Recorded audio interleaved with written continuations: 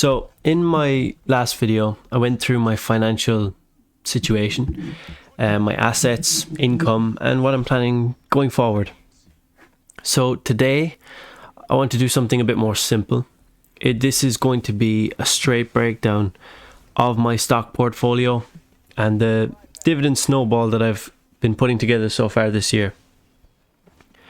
And I know this video isn't going to appeal to everyone. It's a little tedious and it will probably be a bit boring, and it's definitely not going to blow up. But for anyone who is wondering or wants to know what the journey looks like after just 1 year of continued investment, here you go. So enjoy. A lot of the financial nostalgia guys on YouTube, they talk, a big game about, passive income, financial freedom, and how all this is going to be fully funded. But I think very few of them really actually show you their portfolio, or at least explain to the viewers, where their money is and in which companies and why. So in this video, I'm doing the opposite of that. I'm going to give you the entire picture. So the wins, I suppose the small numbers, just everything. And that's after 10 months of bit of research, not much to be fair, because it is pretty passive, continued investing, and a lot of planning, more so than anything else. So how it started, almost a year ago, I stumbled upon Wylearn on YouTube. I think more than a year ago actually. I was definitely in early, but he was talking about his dividend portfolio in one of his videos and the passive income that it generates from, and that kind of caught my attention. And if you're watching this, you might be in the same boat as me, in a situation where your net worth isn't anywhere near his and your income probably isn't either. But I wanted to kind of show you what that dividend investing looks like for someone who has started from not a normal place, but I guess you're getting it from the start. Wylearn wasn't making YouTube videos when he first started investing in dividends. So this is, my situation. It's just a realistic breakdown of going from pretty much zero to where I am now. And my dividend journey kind of began by accident. So in 2023, 2 years ago, almost everything I owned in terms of assets was either crypto or cash. I did pick up a tiny amount of Gilead shares, Pfizer as well, and Catalent. I was kind of really just sticking to pharmaceuticals, and they were small amounts, like not even 1,000. My 2023 dividend income totaled 39 cents, and that's in euro, so not a lot. But in 2024 I'd added a bit more Pfizer, but again, dividends weren't really on my mind, and that total number jumped to €12.07 for the year is what I earned from dividends. It's still tiny obviously, but it's massive change percentage wise. And by the end of 2024, it was the last month, I got $2 each from Gilead and Pfizer in that 1 month, and it was just over €4. And that's kind of when the penny dropped for me, and I realized that I could actually build something on this. And that's also when I came across Wylearn. So I set myself one goal for 2025, which was to set up a system where I'm receiving a dividend for every single month, an actual dividend snowball. And I have to credit the compounding investor as well, because seeing his videos and how he's doing that as well also kind of inspired me. And before I go any further, I just want to say I am not a financial advisor, and this is just what has worked for me, the way I've done it, I guess the mistakes I've made too, but maybe it'll help you. So what I invested each month in 2025, I will break down for you here. This is exactly how much I put in every month in each company. So I'm not going to just say, I dollar cost average, because I kind of did, but it's a bit different. So what I've basically done mainly is blocks of €100 into a different, company or ETF each month. So starting out in January, I put €100 into ING, €100 into AbbVie, and €100 into General Dynamics. Then in February, I put in a total of 500, 300 into the S&P 500, 100 into Pfizer, 100 into Lockheed Martin. Then in March, it was another 500. Again, this was then I put into an emerging market ETF, put 100 into General Dynamics, SAB, Gilead, and the S&P 500. Then in April, I kind of ramped it up a bit. I went with 850, divided across Mercedes, that emerging market ETF, AbbVie and Airbus. May, I did Mercedes, BMW, Allianz, the S&P 500, emerging market bond for 500. June, I put in 600, again emerging market and S&P, Group Bruxelles, Lambert, Gilead. And then in July, I put in 500, Mercedes, Group Bruxelles, Lambert, Enel, and General Dynamics and the S&P.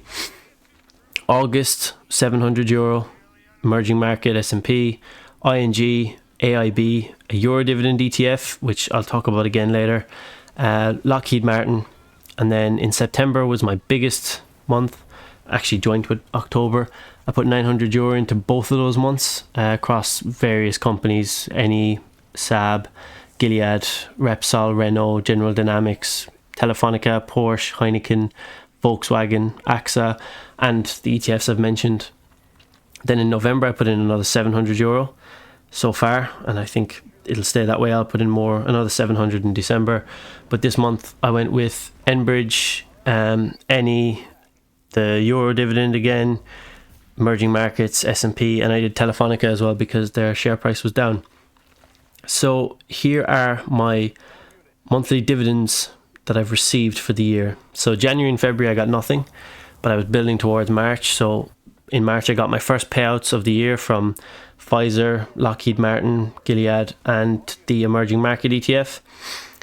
Then in April I got €5.05. Then in May I got €39.01. That was my biggest month. I mean, it is generally for most dividend paying companies, but Mercedes 7% payout was really nice there. It was €21, I think. Then in June, got €9.87. July, €5.95. August, €9.09. September, €14.91. October, €8.41. And November so far, I've received €6.28, and that will hit around €10 once any and one of my ETFs pay out. So pretty decent for a first year, I would say. Very happy with it actually, and it's only going to continue growing. I'll obviously receive payouts in January and February next year, which is good too. So this is the full breakdown of my portfolio, exactly how much I own in each company and ETF. So my biggest holding at the moment is the S&P 500 ETF. It pays out quarterly, and I have €1,200 worth of shares, which is just over 15% of my total portfolio. Another 15% then is in the emerging markets ETF that I referenced. It's IS3C, and the key with that one is that it pays out every single month. It's a small amount, but it pays out every month, and that's key for what my goal was. My biggest individual company, which is 9% of my portfolio, is Gilead, which I mentioned in my last video, and I've just shy of €700 worth of it, and I'm actually up 37% on the shares themselves, so that's nice too. I do plan on selling the Gilead shares in the coming months, I would say, mainly because of the 30% tax that I've got to pay on dividends from US companies, and that's been kind of frustrating. And that's one of the things that I would say is a bit of a lesson here for any of you, is do check that out before you invest in these companies, what way the taxes work, because that's been kind of painful. So I will hopefully cash in on Gilead while I am up 37% on the shares themselves, and that money will be redistributed across my portfolio. So my next biggest holding then is Mercedes. Obviously the big dividend in May made me realize it would be worth having quite a bit of Mercedes, so I've got just shy of 7% of my overall portfolio for €520. AbbVie then is next up. It's 5% of my portfolio, just shy of €400 in valuation. Pay out a nice dividend, but I will probably sell eventually because of the tax. That is the joys of being in the European Union and buying American stocks. I'll run through the rest of these a little more briefly, but I will try and show on screen exactly what I hold so you can get a good picture of it. General Dynamics were one of my earlier investments. Obviously it's a big company that I know well, but their dividend yield isn't great, so I do plan on selling. Then we've got another emerging markets ETF. The only difference is that this one is Vanguard rather than JP Morgan. Then we've got SAB, another company that I know well, and it's obviously great that they're European because you avoid the American tax, at least in my case, but the yield is pretty poor, so I probably won't buy any more for a while.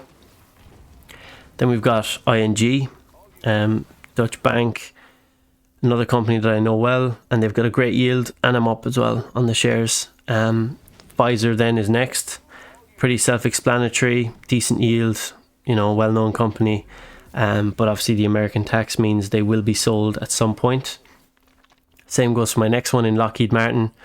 Obviously, most of these companies would be pretty well known to any American viewers, maybe the exception of ING, they wouldn't know. Eni is up next. Nice dividend yield. They pay out on months as well, where some of the others don't. And obviously being Italian, the tax is reduced on the dividends. Group Bruxelles Lambert, nice yield, and they're European, so handy that way too. Then I've got a Euro dividend ETF, which is IQQA. I plan on buying more of this because it does pay out quarterly, and it does give me a bit of security that maybe buying the individual company's shares wouldn't. So I'm hoping to, by this time next year, have this be much closer to the S&P holdings I've got. Then Telefonica is next. It's kind of one of the more risky investments, but their yield is great, and the price is obviously low at the moment, so I did buy more. Santander then, Spanish bank, decent-ish yield, but quite stable too, so it's an easy choice. AIB, Irish bank, they have been government owned as well. Only recently they were sold by the government, but a nice yield as well, and it's nice to have an Irish company in there as well. Then we got BMW, German car, good dividend yield. I will buy more. Enel, Italian electricity and gas, and a very healthy dividend yield. Then we've got Volkswagen, again, German cars, good dividend, the usual. Same with Porsche. Heineken, the yield isn't great, but obviously being a Dutch company, they do offer some stability with the fact that they're a major world brand and decent enough to have. Then we've got Enbridge, which is Canadian oil and gas. It's kind of a bit of a test for me, see what way the taxes work. So we'll find out on that next month when I receive my first dividend from them. Then I've also got Allianz, German insurance, good yield. AXA, French insurance, good yield. And obviously lastly, Renault, French car, good dividend yield. So this is where my portfolio stands now, and if you've stuck with me this far, fair play. This is the full picture for you. So my total dividend income this year is now at €104.11. Every single cent of that has been reinvested in the companies that I've already spoken about. The current portfolio value is at €7,672.37 at the time of recording, and over 1,000 of that is just pure gains alone. And my plan is to double the value of that by next year, obviously with reinvestment. It's, I guess, a bit ambitious, but it is very doable. It's small, obviously, my portfolio, and it's early, but it is real. And 10 months ago, this basically didn't exist. So I haven't missed a single month of dividends since February, and I don't plan on missing one again. So that is my complete dividend portfolio breakdown. I'm sorry if this wasn't the most entertaining video, but I'm not hiding anything. This is absolutely the full transparent thing. And if you've got any questions, drop them in the comments. I would be happy to help where I can. And remember as well, this is just what's worked for me. Your approach might be different depending on where you are, what way the taxes work. But I will say this, dividend investing is one of the few things that genuinely compounds the longer you do it and the more you put into it. And long term, it's really, really, really good. A decade of this could easily cover, rent or a mortgage payment, and that's massive. So thank you for watching, and I'll see you in the next one.